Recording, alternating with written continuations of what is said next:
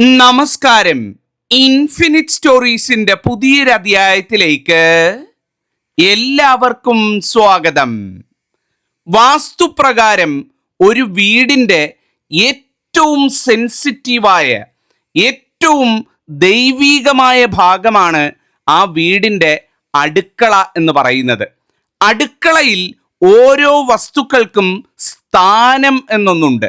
ആ സ്ഥാനത്താണ് ഇരിക്കുന്നത് എന്നുണ്ടെങ്കിൽ വീടിന് ഉയർച്ചയും, എന്നാൽ സ്ഥാനം തെറ്റിയാണ് ഇരിക്കുന്നത് എന്നുണ്ടെങ്കിൽ ദോഷവും വന്നു ചേരുന്നതാണ്. ദോഷം എന്ന് പറഞ്ഞാൽ വീടിൻ്റെ ഉയർച്ചയെ ബാധിക്കുക, വീടിൻ്റെ സന്തതി പരമ്പരകളെ ബാധിക്കുക, വീട്ടിൽ ദോഷം പിണയുക എന്നുള്ളതാണ്. അപ്പം ഇന്ന് പറയാൻ പോകുന്നത് 12 സ്ഥാനങ്ങളെ പറ്റിയാണ്. നിങ്ങളുടെ വീട്ടിലെ അടുക്കളയിൽ ഈ പറയുന്ന 12 കാര്യങ്ങൾ സ്ഥാനത്താണോ ഇരിക്കുന്നതെന്ന് എല്ലാവരും ഇപ്പം തന്നെ ഒന്ന് നോക്കണേ. ഇത് കാണുന്ന സ്ത്രീകളും പുരുഷന്മാരും എല്ലാവരും നിങ്ങളുടെ അടുക്കളയിൽ പോയി ഞാൻ ഈ പറയുന്ന 12 കാര്യങ്ങൾ സ്ഥാനത്താണോ ഉള്ളതെന്നൊന്ന് നോക്കുക. സ്ഥാനത്താണെന്നുണ്ടെങ്കിൽ നിങ്ങളുടെ വീടിന് ഐശ്വര്യം താനേ വരും. എത്ര ജീവിതത്തിൽ കഷ്ടപ്പെട്ടു എന്ന് പറഞ്ഞാലും അവസാനം വിജയിക്കുക തന്നെ ചെയ്യും. ആ വീട് രക്ഷപ്പെട്ടിരിക്കും. ആ വീട്ടിലെ കുഞ്ഞുങ്ങൾക്ക്, സന്തതി പരമ്പരകൾക്ക് ഉയർച്ച കിട്ടിയിരിക്കും എന്നുള്ളതാണ്. അപ്പൊ ഇന്ന് പറയാൻ പോകുന്നത് ആ 12 വസ്തുക്കൾ ഇരിക്കുന്ന സ്ഥാനങ്ങളെ പറ്റിയും ഏതാണ് അതിൻ്റെ കൃത്യമായിട്ടുള്ള സ്ഥാനം, ഏതാണ് ദോഷസ്ഥാനം എന്നുള്ളതാണ്. അപ്പൊ എല്ലാവരും ഒന്ന് നോക്കൂ, ഞാൻ ഒന്നൊന്നായിട്ട് പറയാം. ഒന്നാമത്തെ സ്ഥാനം എന്ന് പറയുന്നത് അരിയുടെ സ്ഥാനമാണ്. അരി അഥവാ നമ്മളുടെ വീട്ടിലെ അരിപ്പാത്രം വെക്കുന്ന സ്ഥാനം എന്നുള്ളതാണ് ഒന്നാമത്തേത്. ഏറ്റവും പ്രധാനപ്പെട്ടതാണ് കേട്ടോ. നമ്മളുടെ വീട്ടിൽ മഹാലക്ഷ്മിയും അന്നപൂർണേശ്വരി ദേവിയും കുടികൊള്ളുന്ന സ്ഥാനമാണ് നമ്മളുടെ വീട്ടിലെ അരിപ്പാത്രം എന്ന് പറയുന്നത്. അതുകൊണ്ട് ആ കാരണവന്മാർ പറയുന്ന അരിപ്പാത്രം മാസത്തിൽ ഒരിക്കലെങ്കിലും തുടച്ച് വൃത്തിയാക്കി വെക്കണം. അതിൻ്റെ പുറത്ത് ചന്ദനമോ കുങ്കുമോ ഉണ്ട്, പൊട്ടൊക്കെ തൊട്ട് നമ്മളൊരു ഈശ്വര വിഗ്രഹം സൂക്ഷിക്കുന്ന എങ്ങനെ, ഒരു ചിത്രം പൂജാമുറി വെക്കുന്ന എങ്ങനെ, അങ്ങനെ വേണം അരിപ്പാത്രം സൂക്ഷിക്കാനെന്ന് കാരണവന്മാർ പറയുന്നത്. കാരണം ഭഗവതി കുടികൊള്ളുന്ന ഇടമാണ് നമ്മളുടെ അടുക്കളയിൽ ഈ പറയുന്ന അരിപ്പാത്രം. ആ അരിപ്പാത്രം സ്ഥാനത്തിരിക്കുക എന്ന് പറഞ്ഞാൽ ആ വീടിൻ്റെ അടുക്കളയുടെ വടക്ക് കിഴക്കേ മൂല ഏറ്റവും ഉത്തമമാണ്. അവിടെ ഇടവില്ലെങ്കിൽ വടക്കേ ഭിത്തിയോട് ചേർന്ന്, അല്ലെ വടക്ക് പടിഞ്ഞാറേ മൂലയായാലും കുഴപ്പമില്ല, ആ വടക്ക് ഭാഗത്തെ ഭിത്തിയോട് ചേർന്ന് ഈ അരിപ്പാത്രം ഇരിക്കുന്നതാണ് വീട്ടിൽ അതിൻ്റെ സ്ഥാനം എന്ന് പറയുന്നത്. എന്നാൽ യാതൊരു കാരണവശാലും ഇത് തെക്കോട്ടിരിക്കാൻ പാടില്ല എന്നുള്ളതാണ്. തെക്ക് ഭിത്തിയോട് ചേർന്നോ തെക്ക് പടിഞ്ഞാറോട്ട് കയറിയോ അരിപ്പാത്രം വരരുത്. അരിപ്പാത്രം എപ്പോഴും വടക്ക് അല്ലെങ്കിൽ വടക്ക് കിഴക്ക് ഭാഗത്ത് വേണം ഇരിക്കാൻ എന്ന് പറയുന്നത്. അങ്ങനെ ഇരുന്നാലാണ് അത് സ്ഥാനത്തിരിക്കുക എന്ന് പറയുന്നത്. എല്ലാവരും ഒന്ന് വീട്ടിൽ അടുക്കളയെ നോക്കണേ, സ്ഥാനത്താണോ ഇരിക്കുന്നത് എന്നുള്ളത്. ഇതാണ് ഒന്നാമത്തെ കാര്യം.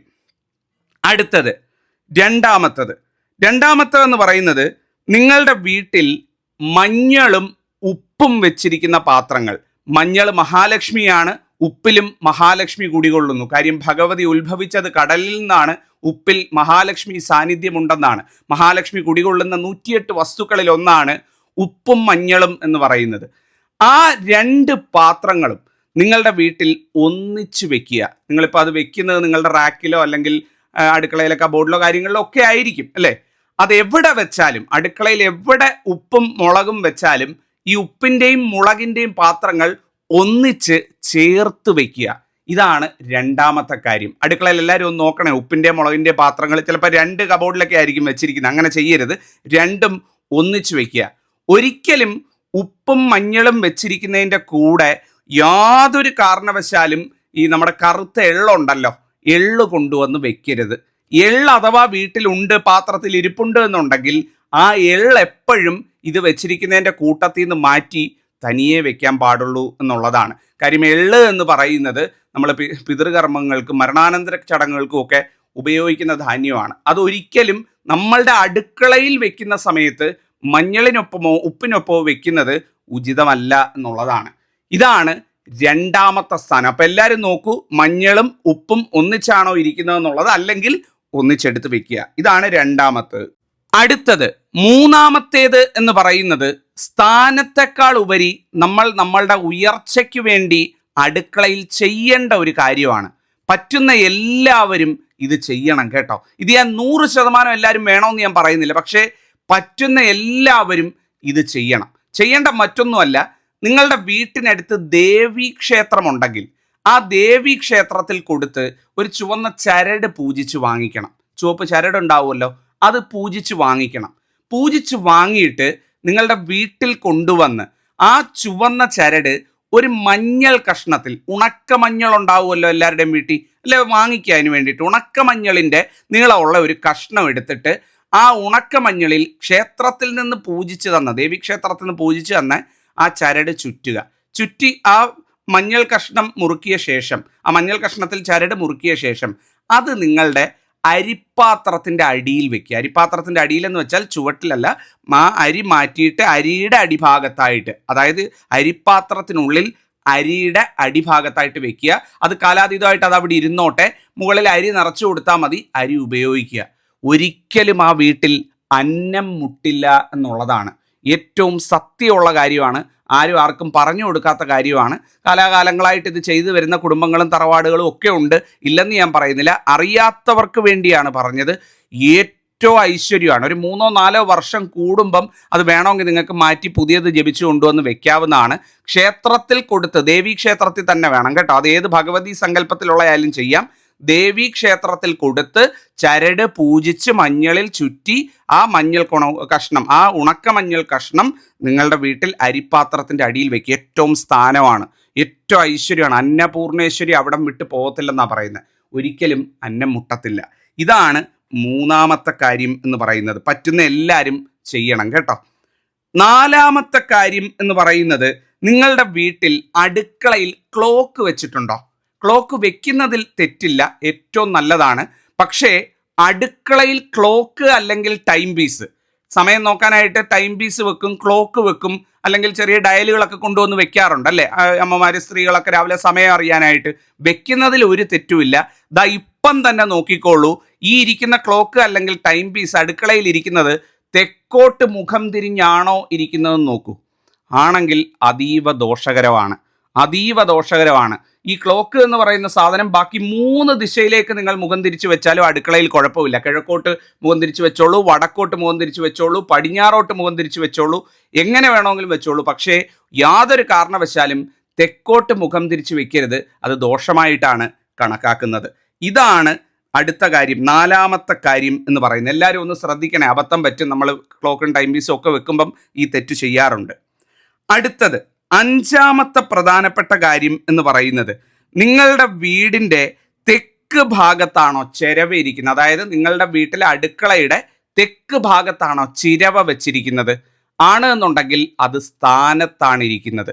ചിരവ എപ്പോഴും അടുക്കളയിൽ തെക്കേ ഭിത്തിയോട് ചേർത്ത്, തെക്കോട് ചേർത്ത് വേണം വെക്കാനായിട്ട് എന്ന് പറയുന്നത്. അത് നിങ്ങൾക്ക് ഏത് രീതിയിൽ വേണമെങ്കിലും വെക്കാം. ചിലർ കുത്തിച്ചാരി വെക്കുന്നവരുണ്ട്, ചിലരല്ലാതെ നിലത്ത് വെക്കുന്നവരുണ്ട്, പല തരത്തിലെ ചിരവകളുണ്ട്, ചിരവയുടെ നാമ്പ് പിടിപ്പിക്കുന്നവരുണ്ട്. ഏതാണെന്നുണ്ടെങ്കിലും തെക്ക് വശത്ത്, തെക്ക് ഭിത്തിയുടെ അടുത്തായിട്ട് ഒരു അടുക്കളയുടെ ഭാഗങ്ങൾ എടുക്കുന്ന സമയത്ത്, 4 ദിക്കെടുക്കുന്ന സമയത്ത് തെക്കോട്ട് നീങ്ങിയിരിക്കണം എന്നുള്ളതാണ് അതിൻ്റെ സ്ഥാനം എന്ന് പറയുന്നത്. അപ്പം അടുക്കള വെച്ചിട്ടുള്ളവർ അത്തരത്തിൽ തെക്കോട്ട് വെക്കാം. തെക്ക് ഭിത്തിയോട് ചേർക്കണമെന്നില്ല, തെക്കോട്ടിരിക്കണം. ഒരു അടുക്കളയുടെ മൊത്തത്തിൽ നമ്മൾ അതിൻ്റെ ഒരു രൂപം നോക്കുന്ന സമയത്ത്, അല്ലെങ്കിൽ പ്ലാൻ നോക്കുന്ന സമയത്ത് എപ്പോഴും ചിരവ ഫിറ്റ് ചെയ്യേണ്ടത്, അല്ലെങ്കിൽ ചിരവ വെക്കേണ്ടത്, ചിരവ വെക്കേണ്ട സ്ഥാനം എന്ന് പറയുന്നത്, എടുത്ത് ഉപയോഗിക്കുന്നതല്ല പറയുന്നത്, വെക്കേണ്ട സ്ഥാനം എന്ന് പറയുന്നത് അടുക്കളയുടെ തെക്ക് ഭാഗത്ത് വയ്ക്കുക. അല്ലെങ്കിൽ അടുക്കള ഇല്ലാത്തവരാണെന്നുണ്ടെങ്കിൽ അടുക്കള അല്ലാതെ വർക്ക് ഏരിയ ഉള്ളവരാണ് എന്നുണ്ടെങ്കിൽ വർക്ക് ഏരിയയിൽ വെക്കുന്നതിൽ തെറ്റില്ല. പക്ഷേ അടുക്കളയ്ക്കുള്ളിലാണ് വെക്കുന്നത് എന്നുണ്ടെങ്കിൽ എപ്പോഴും തെക്ക് ഭിത്തിയോട് ചേർത്ത് വെക്കണം. ഇതാണ് 5ാമത്തെ കാര്യം. ഈ സ്ഥാനം എല്ലാവരും ഒന്ന് ശ്രദ്ധിച്ചോണേ. അടുക്കളയിൽ ഈ ചിരവ ഫിറ്റ് ചെയ്യുകയും അല്ലെങ്കിൽ ചിരവ വെച്ചിരിക്കുകയും ചെയ്യുന്നവർ തെക്കോട്ട് കയറ്റി വെക്കാനായിട്ട് ശ്രദ്ധിക്കുക.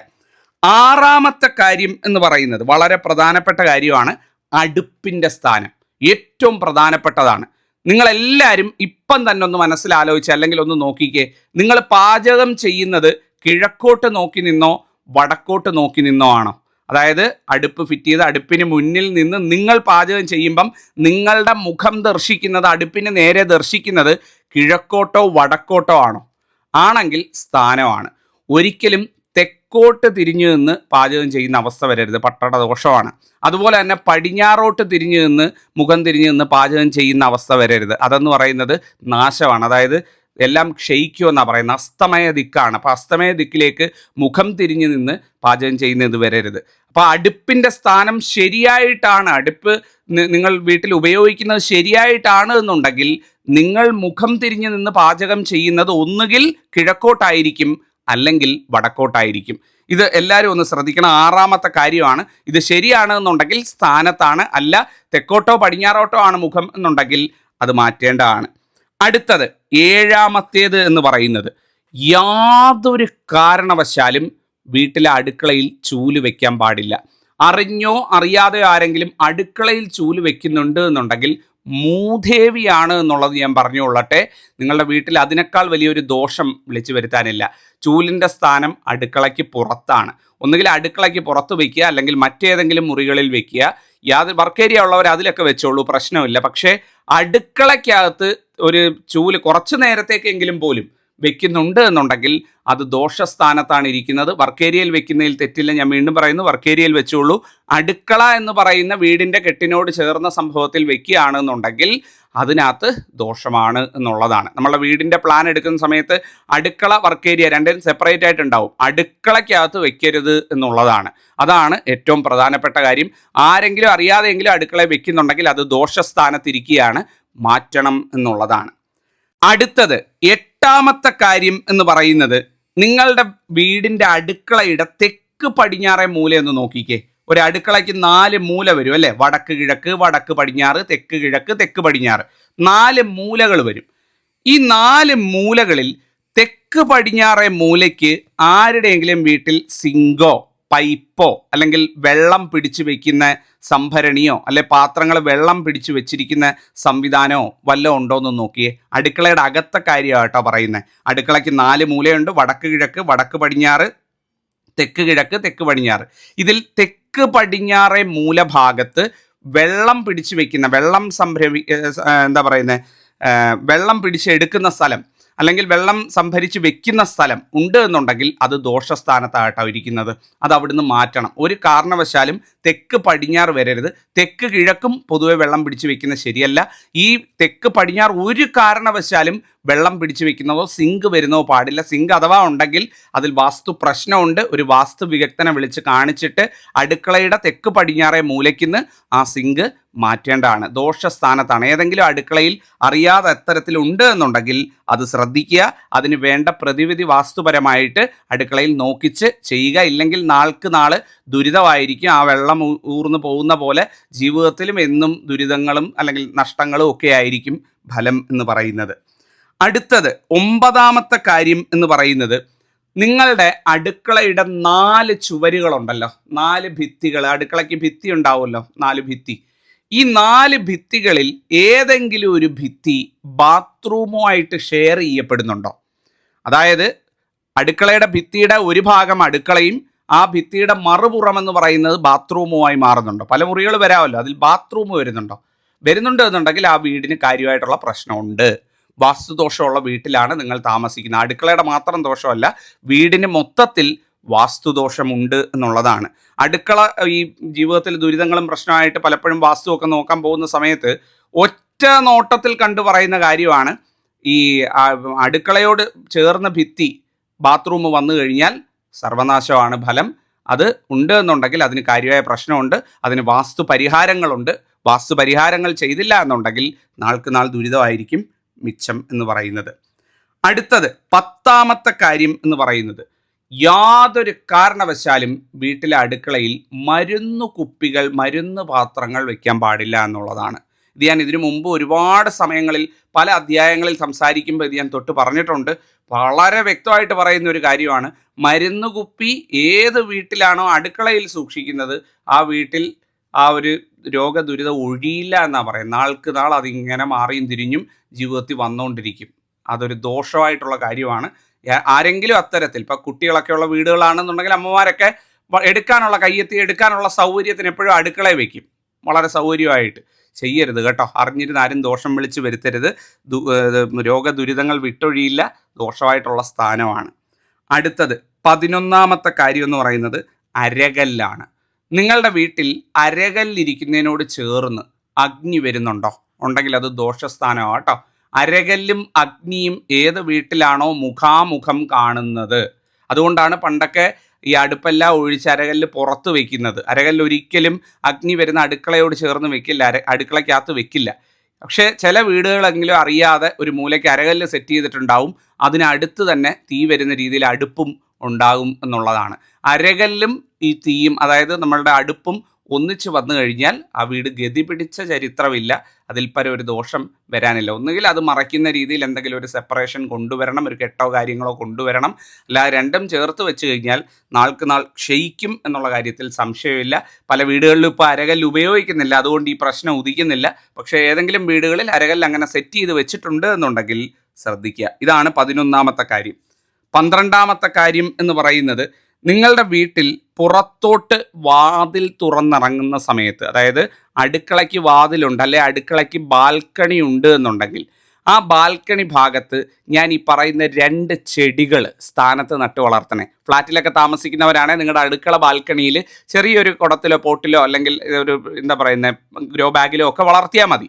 അതല്ല വീടുകളായിട്ടുള്ളവരാണെന്നുണ്ടെങ്കിൽ വീടിൻ്റെ അടുക്കളപ്പുറത്ത് അടുക്കള വാതിൽ തുറന്നിറങ്ങുന്നിടത്തോ അല്ലെ അടുക്കള ജനൽ ഭാഗത്തോ ഒക്കെ വളർത്തിയാൽ മതി.